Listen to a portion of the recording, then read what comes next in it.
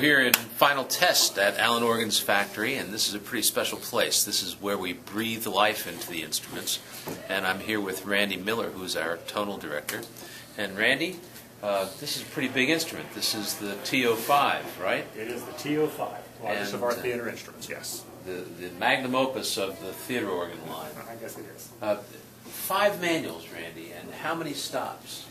Well, there are almost over 400 controls on this organ, including all the pistons on the side and the stop tabs and so forth. So it's a rather commanding size instrument to play and also to get oriented in. And what happens when you bring the organ into one of these final test rooms?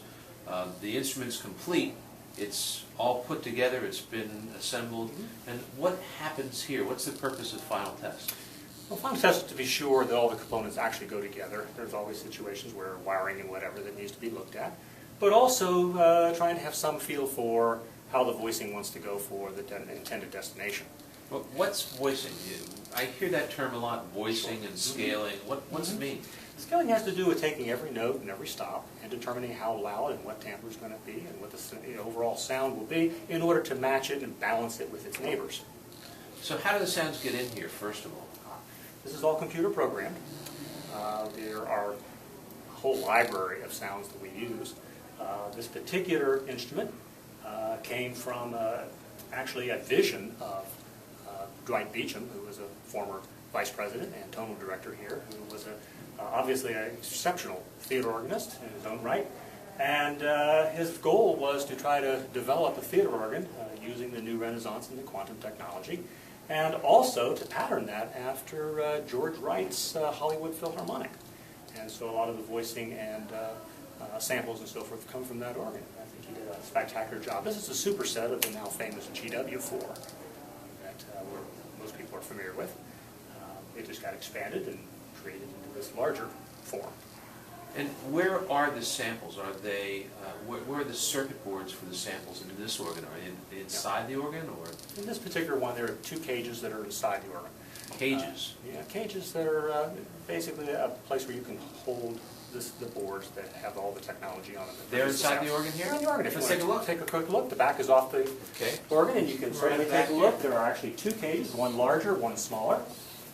Now, when you mention cages, Randy, those are these big sort of metal boxes that have flashing lights on them. Yes, right? that would be correct. Right. And each of those flashing. What's inside of these things? Those are where the DSPs and the intelligence to take commands from the keyboard, determine what stops are happen to be on, and it determines all that sort of thing to make a given stop make sound. And then the last 3 boards, the larger cage or the last one of this smaller cage, actually produce the change from analog or from digital to analog, and that's why we get to actually hear it. And then it goes out to amplifiers that, in this case, are sitting in a rack outside of the console. So these keyboards and the stops send their messages to these boxes of tone generation. Correct.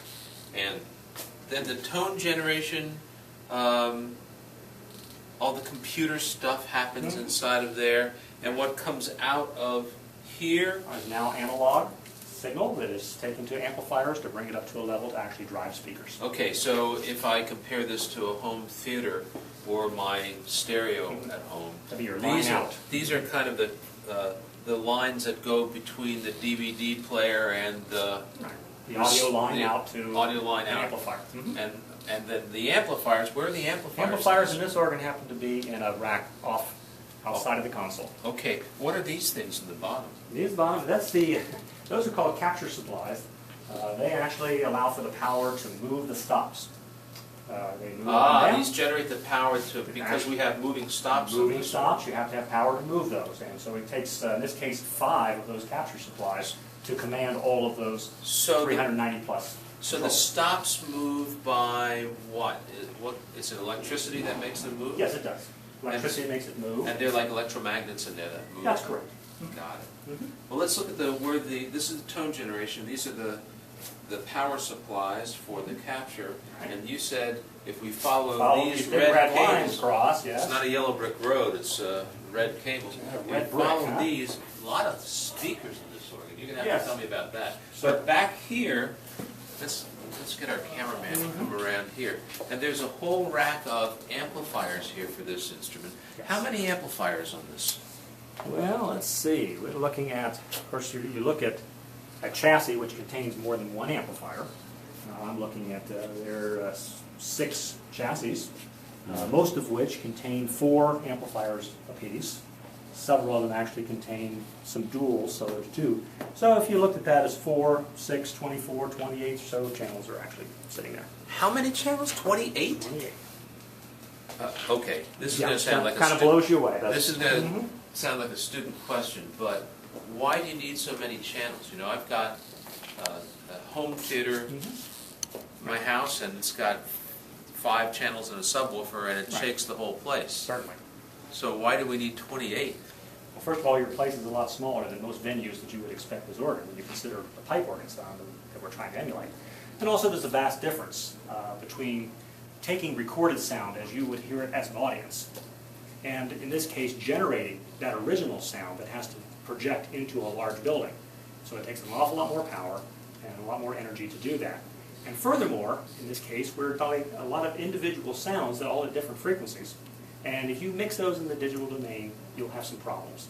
And so we actually want to divide that out enough such that most of those frequencies can mix in the air, which makes a much more believable sound. So this organ has 28 channels of amplifiers, and I haven't counted exactly how many speakers, but it's about 28 speakers here. So this must be going into a big symphony hall or a movie house, or where is this Actually, going? this is a scaled-down audio. Speakers normally for this organ would be larger than this, but it's going into a residence, interestingly enough, a residence. And, a home. A home, a residence This organ. is going to be a home organ. Yeah, so this person, I guess. Wow. So they'll put all of these speakers in their home. They have this, apparently the size for it. Let's get the camera to yeah, come you should around see the size of take this. a And this look is at this. approximately what I understand is going to be the configuration. It's going to basically reside behind the console. So he gets to hide down there at the console behind it, and these speakers then coming to the back of the console, which will take some of the impact away from us. So the point of all these speakers is not necessarily to be really loud. Oh yeah, loudness is not always just the issue. It's the mixing, it's the... What do you mean by mixing? Well, keeping frequencies away from each other that would be conflicting. If you bring 2 frequencies together that conflict, you wind up with celestes, which means they beat against each other, and it's an unpleasant sound. So you would rather have as much of those mixing in the air rather than mixing in the digital domain where it works out better. Just like you have all the, as in pipe organs, you have all the individual note sources, and they all mix in the air. They don't all come out of one place. So as much as is practical, reasonable, and economical, we try to split those out. Well, I'm convinced that there's a lot of stuff that goes on here in final test, and Randy, I want to thank you for your time showing us. But before we go, I can't help but ask a few questions about the design of this console. Sure. 5 manuals. Now, all the organists that I know of only have 2 hands, so tell me why they need 5 manuals. Well, there's a certain luxury. Since we only have 2 hands, access in a timely way is really important. So if you have things prepared, as in sounds given a particular manual, and you assign them here and a different set of sounds here, you spend a lot less time pushing buttons and trying to figure out how you're going to change things. You simply can move from place to place. Now you see 5 manuals here. Actually, there are 7, I see. Okay, I've only had 1 cup of coffee this morning, but I'm pretty sure I see 5, and you see 7. I see actually 7, because I know that lying underneath these first 2 manuals is actually a second manual. Oh, what did you just do? Yes, as you push further down, you come to another location. Most people are used to keys coming down and finding their home at the bottom, settling at the base. In this case, if you push a little harder, you actually go down to another key contact, indicating that I can set up something that sounds different at the first level from the second level. So for example, if I had something soft here, like that, I could put something that would be louder just to show you the difference here, and push down through, and all of a sudden I get something else going. Or if I turn this off to where the first level doesn't work at all, but yet pushing down gives you another sound. Now, So that's show me how that actually gets used in playing. I mean, I have enough trouble putting my hand at the right place to begin with. How do you... Well, it's not unlike a pianistic technique where a pianist will be able to emphasize by hitting a little harder or pressing a little deeper into the key and bring out a melody line. Okay? It has the same feeling of that. So, because I can keep something going here, while at the same time, I can push a little harder. So, I can make one thing show up. Also, it can be used for emphasis, and the fact that you don't have to go to another manual to get something louder.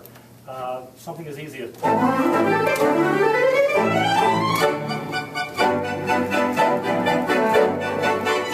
I emphasize the fact that I'm pushing hard so that you can see and think. I would not normally want to do that. I love the way he says something as easy as, and then rips off all those fast notes. But you were playing the accents, right? Accents in the lower end of the keyboard. So that second keyboard there was essentially there for my only two hands to be able to access quickly, rather than trying to change that registration so quickly while all you got time is... You don't just got that amount of time. How could I change that? That's cool. Okay. Now, you talked about 7 manuals, and I was sure I only saw 5, but there's something else that's kind of an optical illusion I've seen when theater organists are playing. There are times when I swear they take their hands off the keyboards and the keyboards still play. Yeah, we have a little device. There's all kinds of devices on this thing where you can actually grab hold of a note, and there's a place where I can put my... Yeah, you mean like that? Yeah. Is that what you wanted to see? Now, how do you make it stop? I just simply move my foot away because I have a control at the bottom here. So What's that called? Huh? What's that called? Sostenuto. Sostenuto. And I can make it. I can hang it. See, or I can, as long as it's playing, then I can hang it. That way I can go off and do something. Because unfortunately, I don't have a third hand to hold that, so I let my foot do it. That's pretty cool. Yeah. Okay, one more question about the organ. Okay. Why are there different colors for the stops? Well, it's certainly an ergonomics situation. If I had all of these knobs before me and they were all the same color and they were all black and white, it would be very difficult to find my way around. So there are some things you really reach for from time to time, and you want to hand register. And you want to be able to see, for example, you want to add a reed very quickly. Well, if you're aiming in a particular division and you can see where the reeds are because they happen to be red, so then I know where they are. And in theater so all of convention, all of the red tabs are reeds. Are reeds. In this case, all the yellowish. Oh yeah, but model wait. I'm looking at one here that says tuba, and I know that tuba is a brass instrument. It's not a reed. Well, it's considered in pipe organ terms. Oh. Those things that imitate reeds will actually be, or imitate some kind of a wind-blown thing that you normally... A reed essentially becomes your lips inside of Oh, and a pipe organ, even a trumpet, is made from a pipe that has a reed. Has a reed. Got it. And so they went. Okay. And then these yellow-colored, mottled yellow here are all these strings. The whites tend to be flues, and they just kind of lob the percussions in along with that. Black tend to be controls, when you're going to couple one thing to another manual or... So the whole organ is color-coded? Essentially it's color-coded, and that convention applies across theater organs, and there you go. The other thing that's ergonomic is the horseshoe. When unification is done specifically in theater organs, that's taking a small number of ranks and basically smattering them all over the organ, and so that you can have them available from manual to manual, unlike most traditional church organs, which are usually not unified as much. And so you generally generate a huge number of tabs. And the possibility, if you were trying to do this with draw knobs, it simply would be difficult to deal with. So from an ergonomic standpoint, took a lesson from the French console. And so very basically, you're kind of equidistant anywhere you go, and so the organist can reach things. And it sure is fun to look at, too, because I've been in some theaters where you can see the organist, and the big horseshoe console is pretty impressive. I'm sure it's a little bit of show business thrown in there. It is. As you see, there's a little bit lights up here, so that adds to it. Sometimes you have a very ornate console that has all kinds of glitter and white and gold and silver and so forth. So it was designed for the theater. It came from the theater, and of course, theater there is bigger than life. That's great. I guess you could probably say this console is bigger than life. Let's get back just for a minute to this idea of final test. We're in a final test room. And obviously, this is a very large instrument and a very special instrument.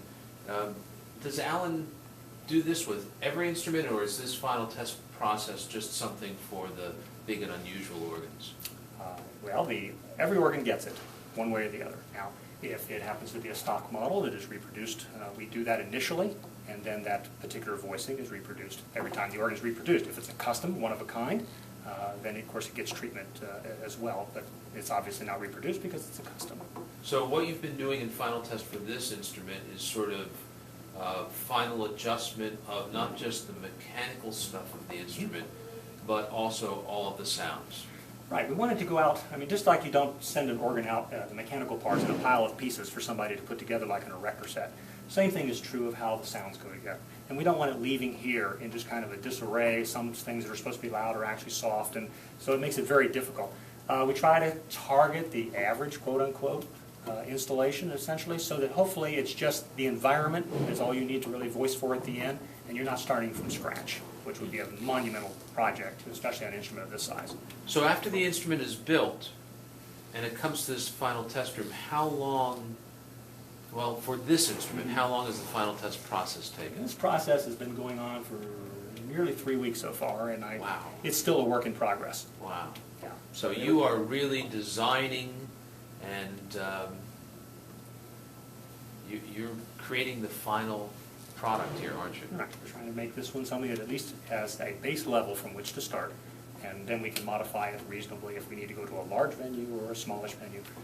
It at least has a place where we can make it grow, or we can kind of shrink it back and not start all over again. Yeah, it's very cool.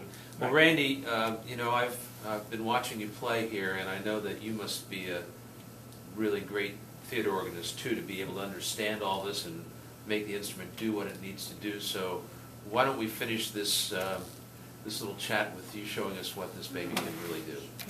We'll start for a little section here, just a little go.